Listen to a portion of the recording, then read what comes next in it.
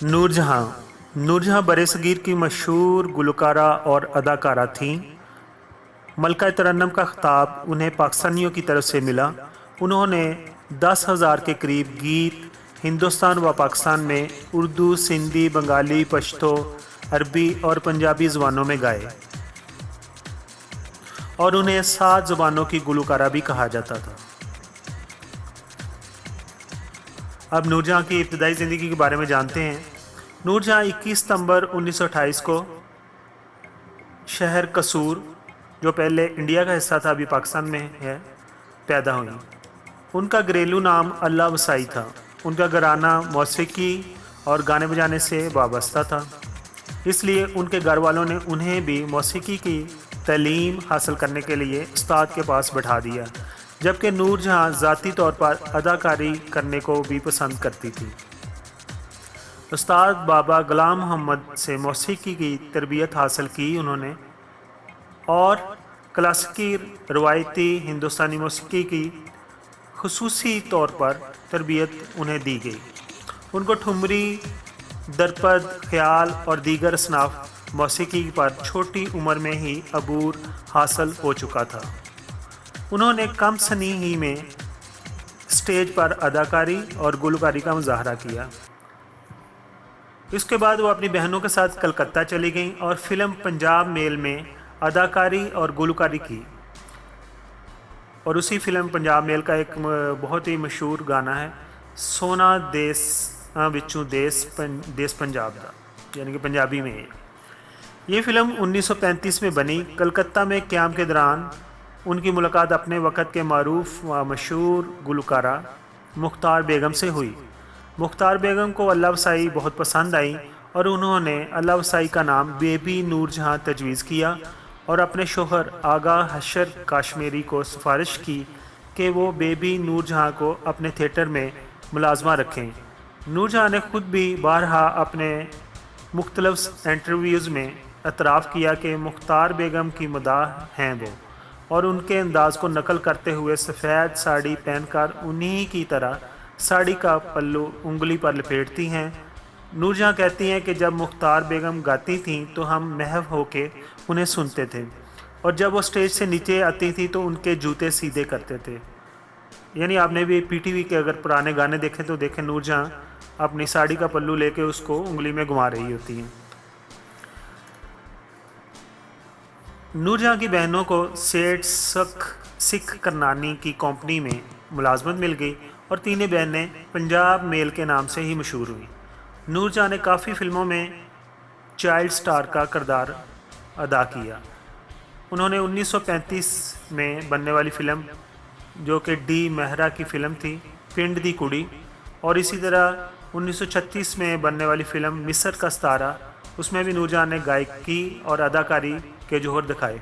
1937 में फ़िल्म हीर सियाल में नूरजहाँ ने हीर के बचपन का किरदार अदा किया और इसके बाद वो कलकत्ता से लाहौर आ गई और यहाँ पर मास्टर गुलाम हैदर से उनके लिए बहुत सी धुनें तरतीब दी गई और जिन्हें नूरजहाँ की शोहरत में मज़ीद इजाफ़ा करने में मदद मिली। नूरजहाँ ने पहली बार सेठ दिल सुख, जो पंजोली स्टूडियो के मालिक थे, उनकी फ़िल्म गुल बकौली के लिए गीत गाया और इस गीत के कुछ बोल इस तरह थे, शाला जवानियाँ माने, अखा ना मोड़े, ये भी पंजाबी में है। नूरजहाँ ने 1942 में प्राण के बंदे मुकाबल फ़िल्म ख़ानदान में मरकज़ी किरदार अदा किया।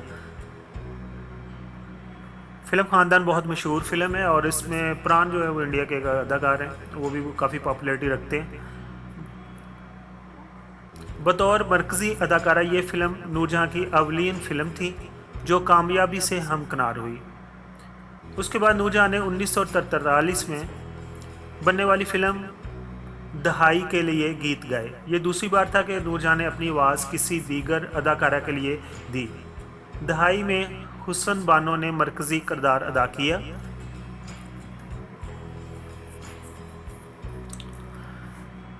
अभी हम कुछ बात करेंगे नूरजहाँ की पर्सनल लाइफ पे और उसके बारे में, उस वक़्त के लोगों ने क्या लिखा।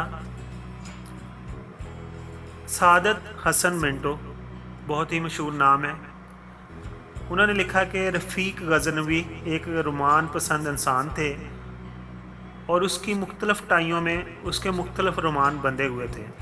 रफ़ीक गज़नवी ने सादत हसन मंटो से नूरजहाँ का तारफ़ कराते हुए कुछ ऐसे कहा था, मिंटो ये नूर है, नूर जहाँ है, सरूर जहाँ है।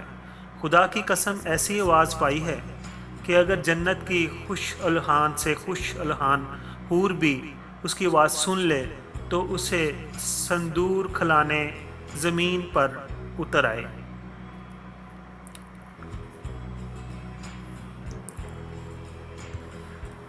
फिल्म ख़ानदान की कामयाबी के बाद नूरजहाँ बम्बे में मुंतकिल हो गई। वहाँ उनकी मुलाकात सैयद शौकत हसैन रिजवी से हुई, जो कि एक अदाकार और हदायतकार थे। नूरजहाँ और रिजवी की मुलाकातों में इजाफा हुआ और नौबत शादी तक पहुँच गई। नूरजहाँ के घर वाले उनके इन तल्लुकात के ख़िलाफ़ थे और इन तल्लुकात के ख़िलाफ़ होने की वजह ये थी कि ये लड़की उनकी कमाऊ लड़की थी और वो ये नहीं चाहते थे कि शादी करके सारी कमाई साथ ले जाए। इसलिए रिजवी से तल्लुकात पर वो खुश नहीं थे, मगर रिजवी और नूरजहाँ का इश्क सर चढ़ कर बोला और अंजाम शादी पर हुआ।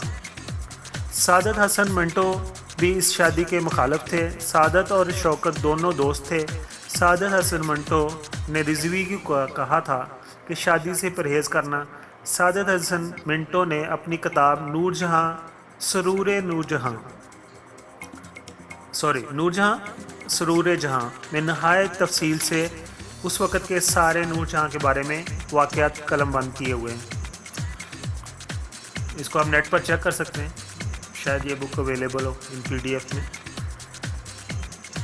रिजवी और नूरजहाँ की शादी के बाद दोनों के लिए कामयाबी की राहें हमवार हो गई। नूरजहाँ ने 1945 में बनने वाली फ़िल्म बड़ी माँ में मरकज़ी किरदार अदा किया, जबकि लता मंगेशकर और आशा भोंसले ने इस फिल्म में चाइल्ड स्टार के तौर पर किरदार अदा किए।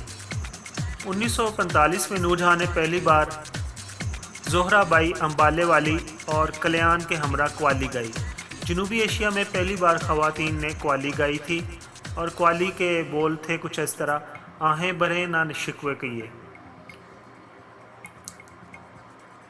मिर्ज़ा साहिबा नूरजहाँ की मुत्तहिदा हिंदुस्तान में यानी कि पाकिस्तान बनने से पहले आखिरी फ़िल्म थी जो कि उन्होंने इंडिया में बनाई।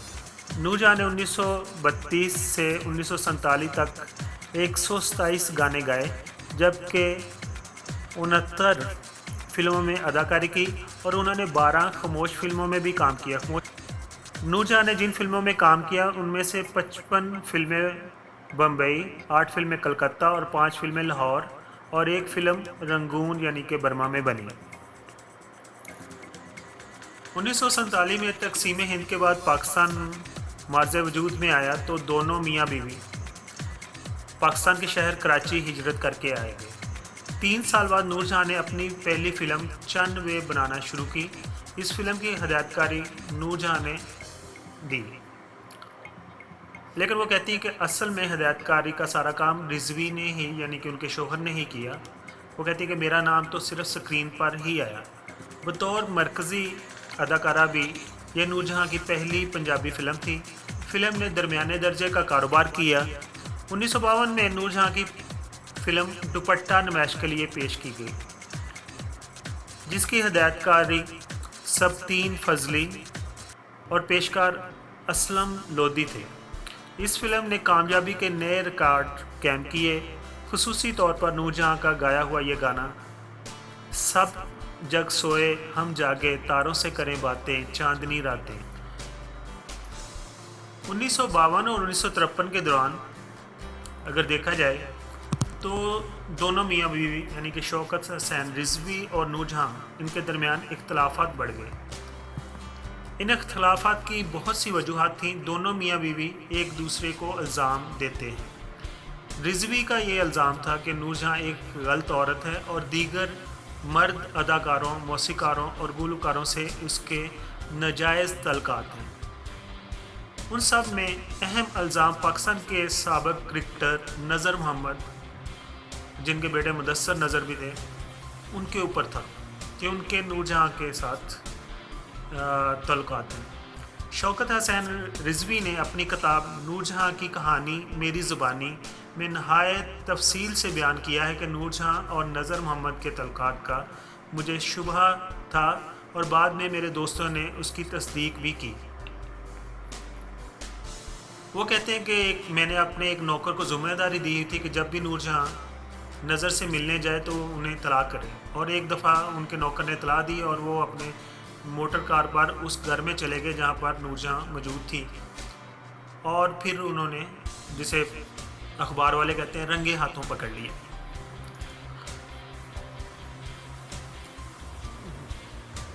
यानी नूरजहाँ और नज़र मोहम्मद एक ही पलंग पर लेटे हुए थे, और वो शौकत हसन रिजवी कहते हैं कि वो मुझे देखकर जो नज़र मोहम्मद थे वो बलाई मंजिल से खिड़की से छलांग लगा दी। क्रिकेटर थे, उन्हें छलांग लगाने में इतना मुश्किल नहीं हुई होगी, और लेकिन वो कहते हैं कि जिसकी वजह से उसके हाथ की हड्डी टूट गई और खेल के लिए नकारा हो गया। जबकि नूरजहाँ रिजवी पर इल्ज़ाम आयद करती हैं कि उसके दीगर लड़कियों के साथ नाजायज़ तल्लुकात हैं, और इन सब के बाद दोनों मियाँ बीवी में नौबत यहाँ तक आई कि उनके दरमियान तलाक हो गई। यहाँ पर एक बात है, अगर इमरान खान को आप देखें तो दो उसकी वाइफ थी और दोनों को उन्होंने तलाक दी, लेकिन आज तक कभी भी मीडिया में उन्होंने किसी पर कोई इल्ज़ाम नहीं लगाया।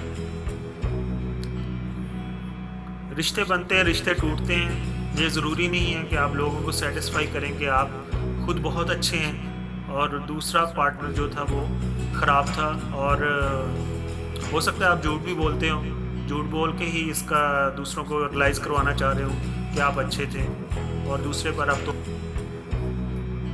रिजवी से तलाक लेने के बाद नूरजहाँ ने पाकिस्तानी फिल्मों के अदाकार एजाज दुरानी से शादी कर ली। एजाज दुरानी ने नूरजहाँ पर दबाव बढ़ाते हुए कहा कि फिल्मों में काम ख़त्म कर दें, मगर नूरजहाँ ने अदाकारी छोड़ते हुए गुलकारी छोड़ने से इनकार कर दिया। एजाज दुरानी की मशहूर फिल्म हीर रांझा है, और हीर रांझा भी नेट पर अवेलेबल है। इसके भी गाने बहुत अच्छे हैं, जिसमें एक मशहूर गाना है सुन बंजली दी तान। एजाज से शादी के बाद नूरजहाँ फिल्मी दुनिया को खैरबाद कह चुकी थी और सिर्फ बसे पर्दा गुलकारी करने में मसरूफ़ थी, जबकि उनके शोहर नामदार एजाज नूरजहाँ के रसूख की वजह से मसरूफ़ फिल्मी अदाकार बन गए। उन दोनों की ज़िंदगी में उस वक़्त इख्तलाफात की ज़द में आ गई जब फरदौस नामी अदाकारा से एजाज के तल्लुकात की खबर आम हुई।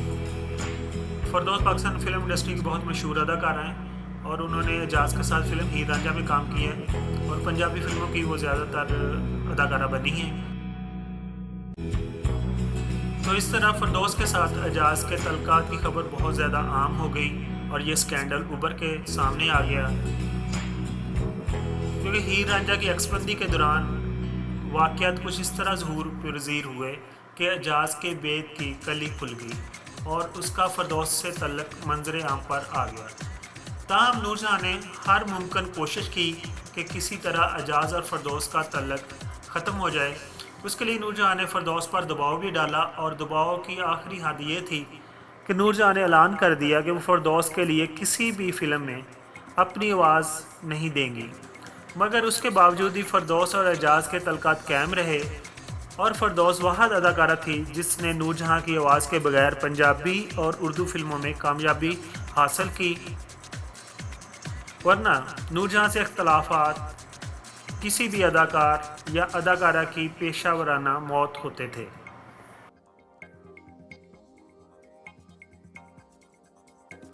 29 मार्च 1952 को दुपट्टा जो रिलीज़ हुई थी, उसमें उसके डायरेक्टर सबतीन फाजली थे और मौसीकी फ़िरोज़ नामी निज़ामी ने दी थी, और इसका मुआवजा मैडम ने उस वक़्त 6,000 रुपये लिया था। यानी कि 1952 में उन्होंने फ़िल्म का मुआवजा 6,000 रुपये लिया। नूरजहाँ के बारे में कहते हैं, किसी ने कहा कि पाकिस्तानी फिल्मी सनत के निसफ़ गाने नूरजहाँ ने गाए हैं और निसफ़ सुने हैं, और इससे ये अंदाज़ा किया जा सकता है कि नूरजहाँ पाकिस्तानी फिल्मी सनत के लिए किस कदर अहमियत की हामिल हैं। नूरजहाँ ने ज़्यादातर गाने इनफरादी तौर पर गाए हैं और कई मर्द गुलकारों के साथ भी 2 गाने भी गाए हैं, जिनमें मेहंदी हसन, परवेज़ मेहंदी, अहमद रुश्दी, मसूद राना, अनैसन भट्टी, नदीम, बशीर अहमद और ए नीर शामिल हैं। इसके अलावा उन्होंने कई जो फीमेल गुलकार हैं उनके साथ भी गाने हैं, जिनमें रूना लैला हैं, नहीद अख्तर हैं, फरीदा खानम हैं, महनाज और माला शामिल हैं। उनके मशहूर गानों में ये भी है, ये वादियाँ ये पर्वतों की शहज़ादियाँ, पूछती हैं कब बनेगी तू दुल्हन, मैं कहूँ जब आएंगे मेरे सजन। बहुत ही मशहूर और अच्छा सा सॉन्ग है, अगर आप देखना चाहें तो नेट पर निकाल सकते हैं, ये वादियाँ ये पर्वतों की शहज़ादियाँ के नाम से।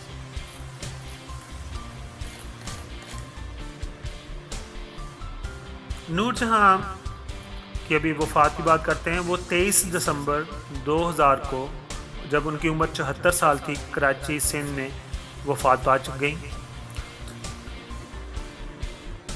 नूरजहाँ का बाईपास ऑपरेशन भी हुआ था और उनकी जो डेथ है वो हार्ट अटैक से ही हुई।